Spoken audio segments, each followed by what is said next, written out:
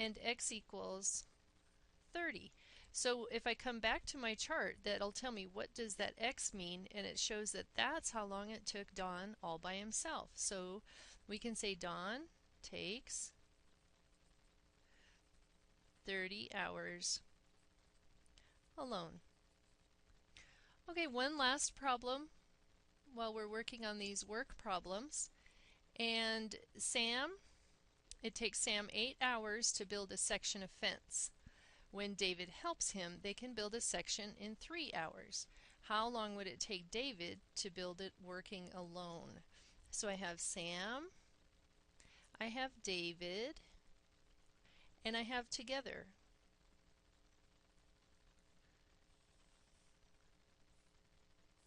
And I will need 2 rows. Now for Sam, it takes 8 hours, so I'll put in the 8, and that means in 1 hour he has 1/8 of the job completed. When David helps him, that means they're working together, Sam and David together. So that's the together time. They can build a section in 3 hours, so together they can do it in 3 hours. And in 1 hour, 1/3 of the job would be completed. And we want to know how long would it take David to build a section of fence working alone. So we don't know how long it takes David, and in an hour it would be 1/x. Now again, we take each person's individual times in the ratio format and set it equal to the together time. So we have 1/8 plus 1/x, because they're working together, equals 1/3. Then I'm looking for a least common denominator again. And 8 and 3 have no factors in common. I could make a factor tree. 3 is prime, and there are no 3's here. So I will just have to multiply the two of them. So 24, and then I also need my x. So remember, because I have an equal sign, I can multiply both sides of my equation by some quantity I choose, which I choose my LCD, or 24x. And then remember also, I will have to distribute on this left-hand side. So I'll write another 24x in. So each term ends up getting multiplied by that least common denominator. And then I can reduce. 8 goes into 24 3 times. X and x reduce, and the 3 goes into 24 8 times. Now my equation is 3x plus 24 equals 8x. Solving for x, so I'll subtract 3x from both sides, and I have 24 equals 5x. Divide both sides by 5, and x equals 24/5, and that's almost 5 hours. So it's 4 4/5 hours for David.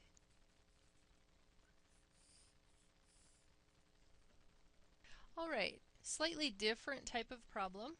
The category is called uniform motion. We know John can drive 240 miles in the same time, in the same amount of time as it takes George to drive 220 miles.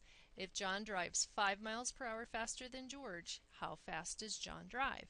So we're talking about distance, rate, and time. So we can make ourselves a chart that has distance, rate, and time on it. And think about, who are we comparing? Well, we're comparing John and George. So John is one row and George is the other. And we want to think for each of them, what distance did John drive? And he went 240 miles.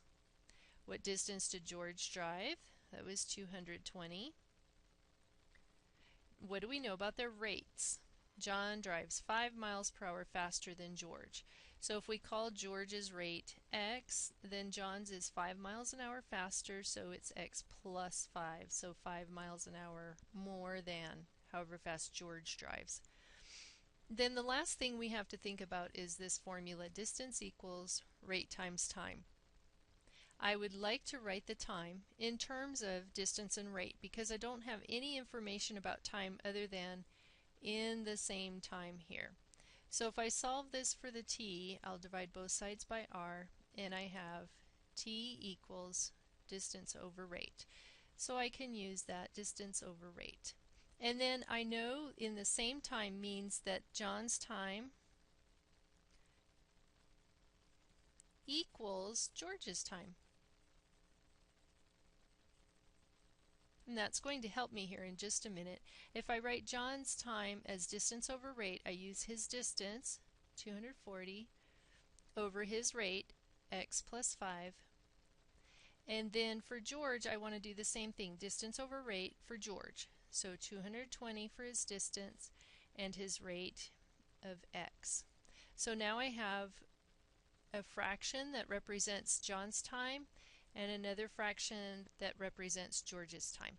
Now I know the two times are equal, and there I get an equation. So instead of John's time, I'll put this rational, and it's 240 over x plus 5, and set it equal, because I know the times are the same, to George's time, 220 over x. Now to solve this, I need a least common denominator, and it's pretty quick because these are not the same. This is a whole quantity, and I have to multiply the two since they have no factors in common. So it's x times the quantity, x plus 5. I'll multiply both sides of my equation by that LCD, and then go about reducing. My x's reduce on the right, and on the left my x plus 5's reduce, and I'm left with 240x equals 220 times the quantity x plus 5. I do need to distribute here, and I have 240x equals 220x plus. Then I want 220 times 5 is 1100. So I want to get the x's by themselves on one side, so I subtract the 220x from both sides, and I end up with 1100 equals, that'll be 20x. Divide both sides by 20, and x equals 55. Now come back to the table. That means George drives 55 and John drives 5 miles an hour faster, or 60. And so it says if John drives 5 miles an hour faster than George, then how fast does John drive? So the answer would be John drives 60 miles per hour. Okay, this is the last problem.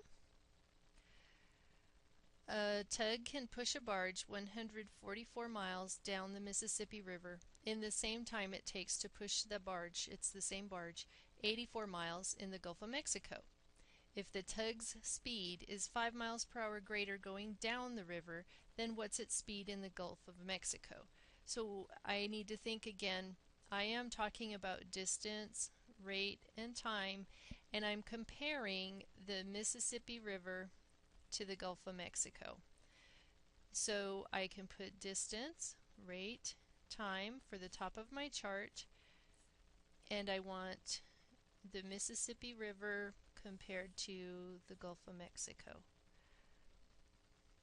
And for the Mississippi River, we know he pushed the barge 144 miles, and for the Gulf of Mexico it was 84 miles.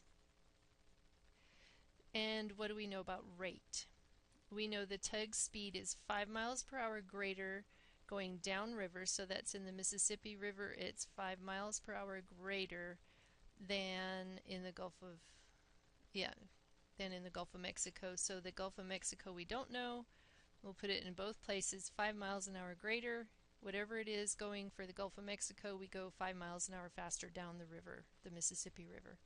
Then time, I still want to do the distance over rate and write it as 144 over x plus 5, and for the Gulf of Mexico 84 over x. Now I'm thinking about time, and it does say in the same time. So that means the Mississippi River time